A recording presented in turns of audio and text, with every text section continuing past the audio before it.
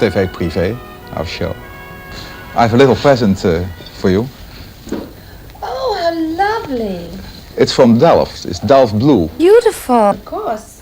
I'm so glad it's not a pair of clogs. That's really nice. Yeah, it's hand painted. Hand painted. It's beautiful. I have a room that it will go and it would look absolutely lovely in there.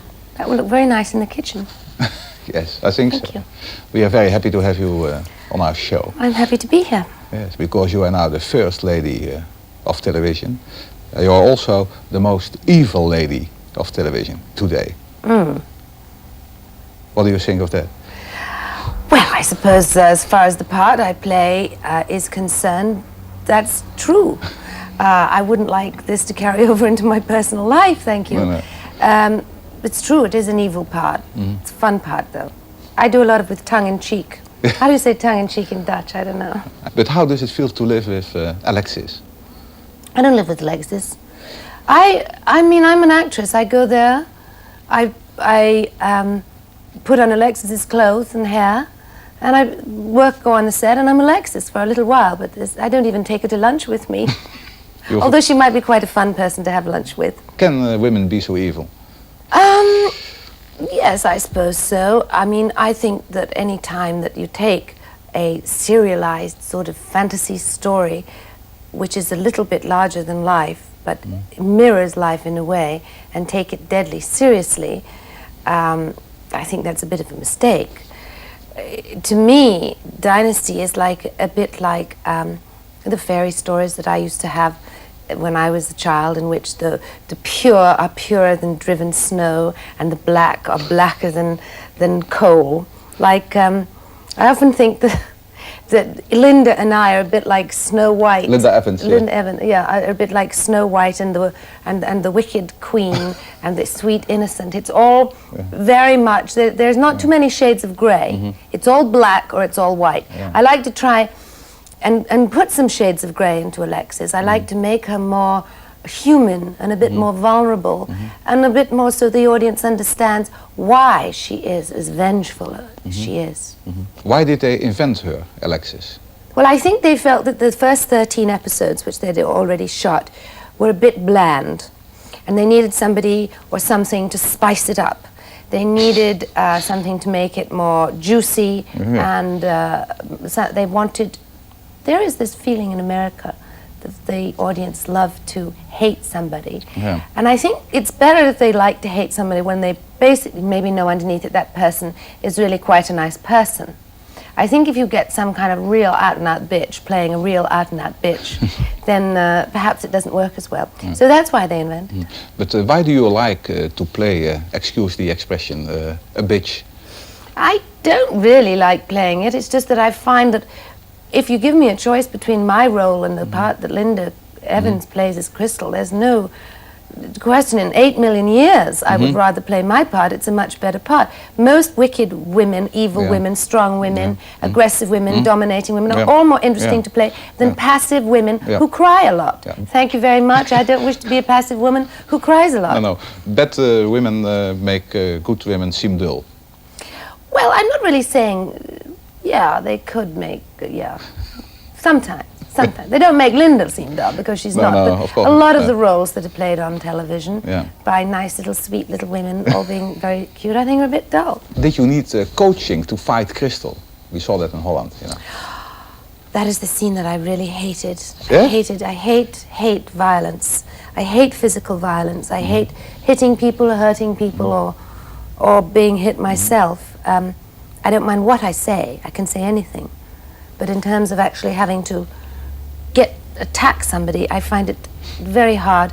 In fact, we choreographed that scene about 3 days before we were going to shoot it. We choreographed it with...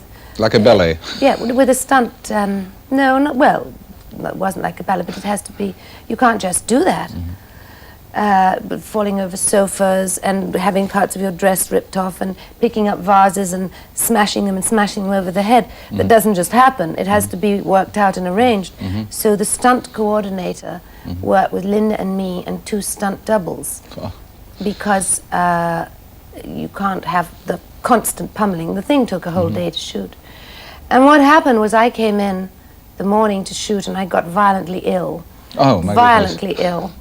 And I couldn't stand up. I had these terrible pains all through my chest and stomach. They sent me off to the hospital, and they didn't know what it was. It was psychosomatic, obviously. I was so dreading doing the scene, and they said it was some kind of stress, gastroenteritis or something. Anyway, we came back and we shot it about 4 days later, and I hated doing it. Oh, she adored it.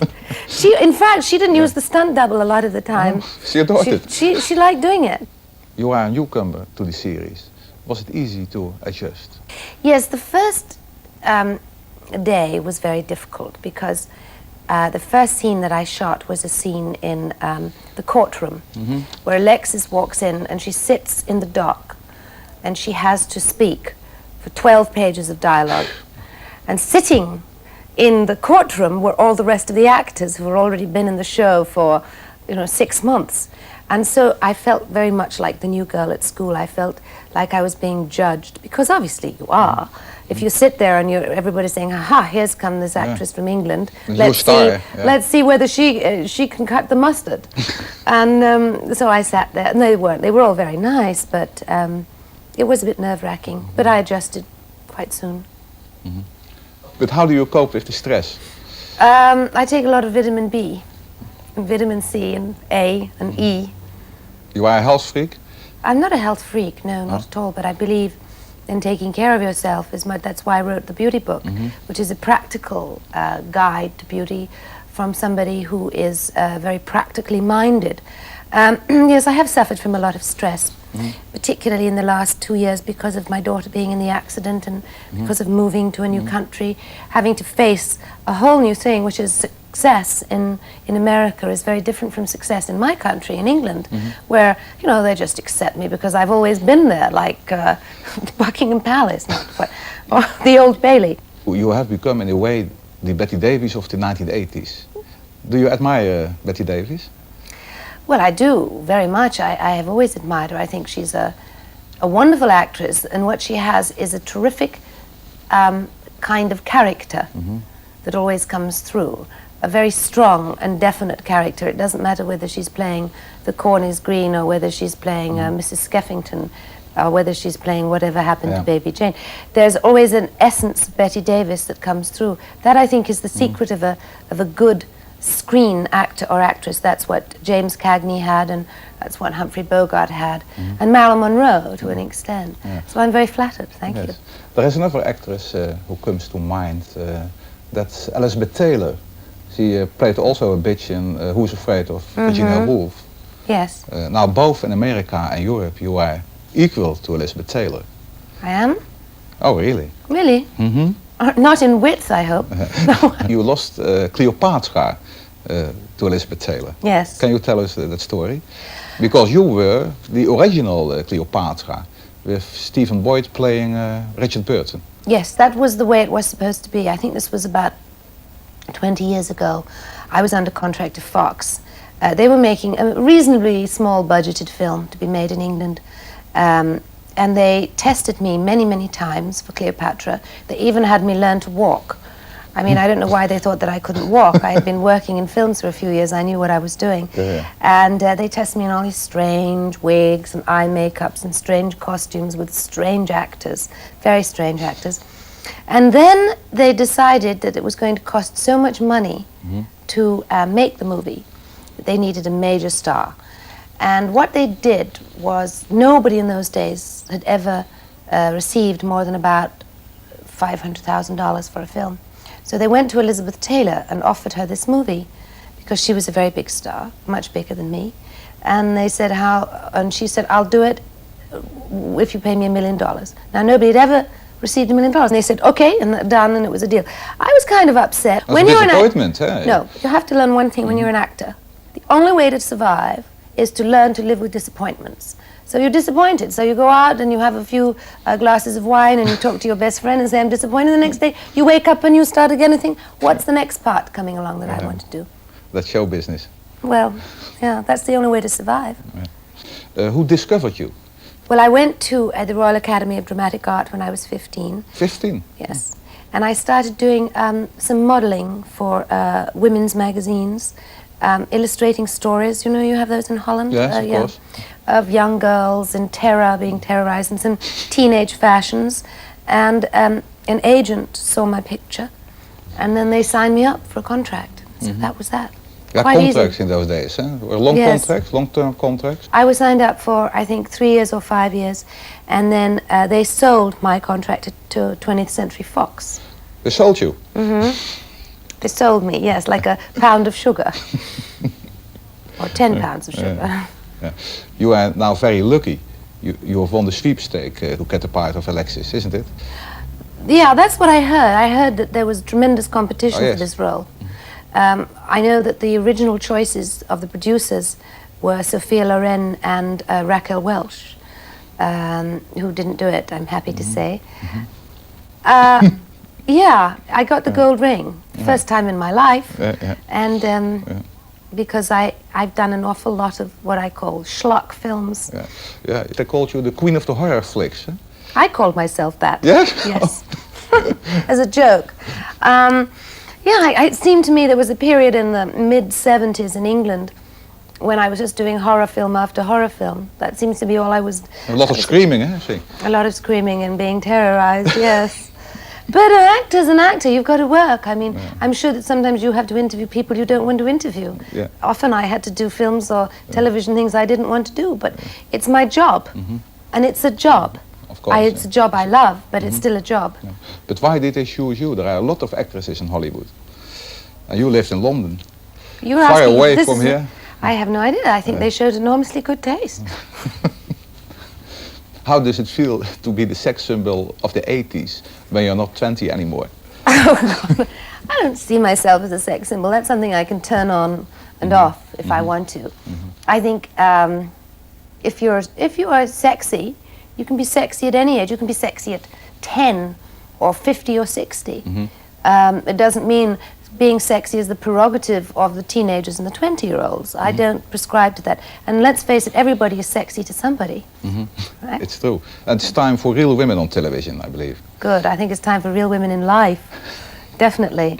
I hope so. I hope that, in a way, that Alexis is going to spawn more of that kind of woman. She's not as evil, not as conniving, not as Machiavellian, but in a way a woman who will stand up for herself and not be kicked around. I feel that Alexis is never or never will be a victim. Now, there's a new show out with Jane Wyman called Falcon Crest. I don't know whether you have I know, that. yes. Yes, well, she's also playing a very strong woman. But you see, I don't know whether the American public would accept an American woman being this evil. What is the secret of your beauty, Miss Collins? The secret of my beauty is hard work and good genes. And I also wrote a book about it. Yeah. I don't think about it too much. I have a routine that I get into that I've done since I was 15. It hasn't changed that much. I believe in eating right. I believe in a certain amount of exercise. I believe very much in makeup, which I think is a protector of the skin. I have seen now observation, women who I know who have worn makeup all their lives, as opposed to women who have not. The women who have worn makeup have much better skins, as long as they've taken it off correctly. Oh, I have a whole bunch of secrets, and I'm going to, hopefully Holland will read them when my book comes out. What kind of advices can you give the Dutch women? There's a certain amount of upkeep to do with being beautiful. The same as same amount of time as you would dedicate to keeping your kitchen floor cleaned, or your larder stocked with food you can spend on yourself. And that doesn't mean that you're narcissistic. I think every woman owes it to herself to look as good as she can. And if you look good, you feel good, and vice versa. You're an example, huh? I suppose so. Do you do exercises like Jane Fonda? Not like Jane Fonda. That would kill me. No. I have here the book, and I like here a line in the book. I think many women will like that, what you write here. 30 years ago, a woman was finished by the age of 40. Today, 40 is just the beginning. I believe that. Life begins at the big F.